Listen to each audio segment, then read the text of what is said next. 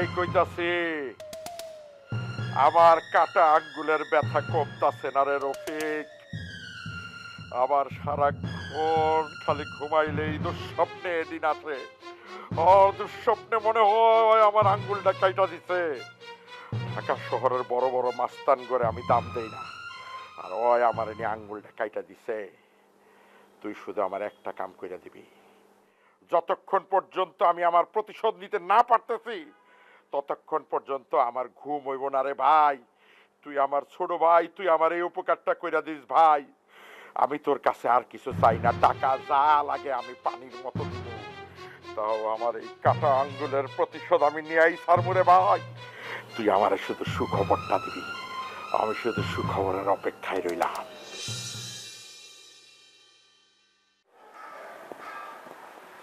এই আসিফ,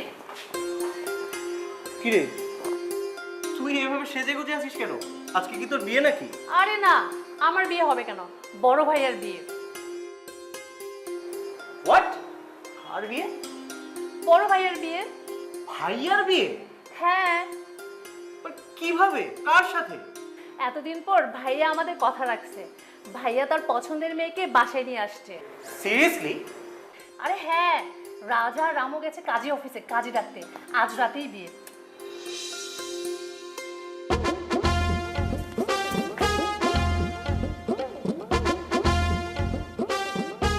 আপনি এখানে?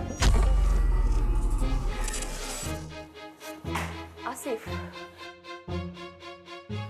তুমি এখানে?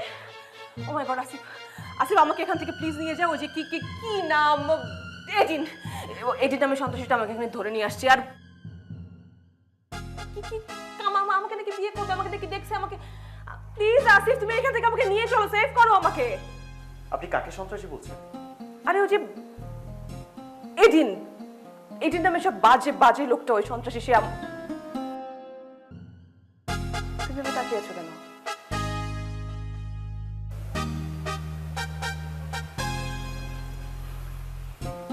মানে ও মাই গড, মানে এদিন সন্ত্রাসী তোমার ভাই? মানে মিথ্যা কথা বলতেছিলা যে নিজের ভাইকে বিজনেসম্যান বানায় রাখছিল, আসলে সন্ত্রাসী ওটা। দেখেন জয়া, আপনি ভুল করছেন। আমি কোনো ভুল করছি না। আপনি ভুল করছেন। আমি কোনো ভুল করছি না। এডিন আমার ভাই, কোনো সন্ত্রাসী না। আপনি ভুল করছেন।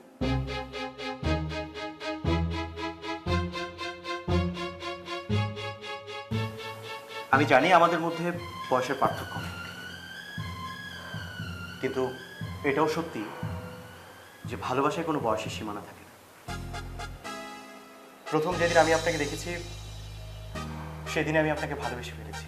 হ্যাঁ, আমি সংকোচের কারণে আপনাকে বলতে পারিনি যে আমি আপনাকে ভালোবাসি, কিন্তু আপনাকে যে আমি ভালোবাসি এতে কোনো মিথ্যে নেই।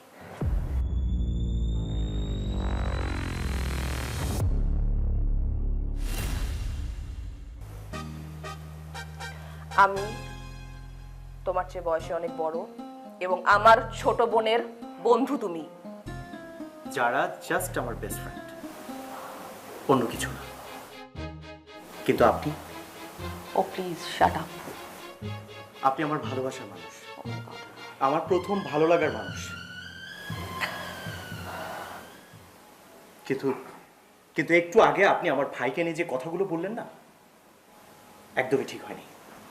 আসিফ, আপনি প্লিজ আমাকে বলতে দিন, প্লিজ।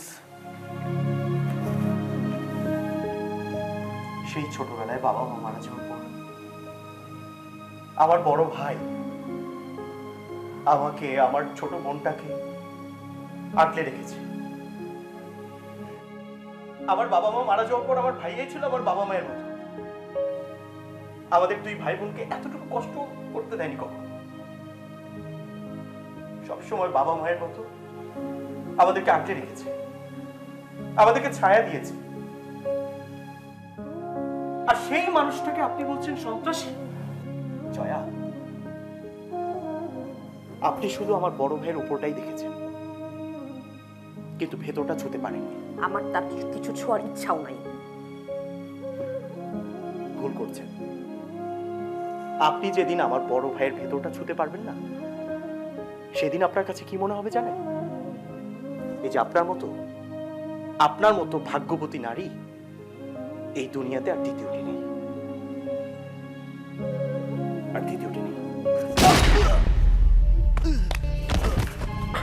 আসিফ, আসিফ, আসিফ, তোর কিচ্ছু হবে না ভাই, আয় ওকে ধর। আসিফ, আসিফ, আমি যদি একবার জানতাম তুই ওকে ভালোবাসিস, আর আমি কি না তোর সাথে, তোর কিচ্ছু হবে না। আমি তোকে এক্ষুনি হসপিটালে নিয়ে যাবো, সবচেয়ে ভালো ডাক্তার দেখাবো। আরে, আমি যদি জানতাম তুই ওকে ভালোবাসিস, আর আমি কি না, আসিফ আমাকে মাফ করে দে ভাই। আমি কি করলাম? জয়া,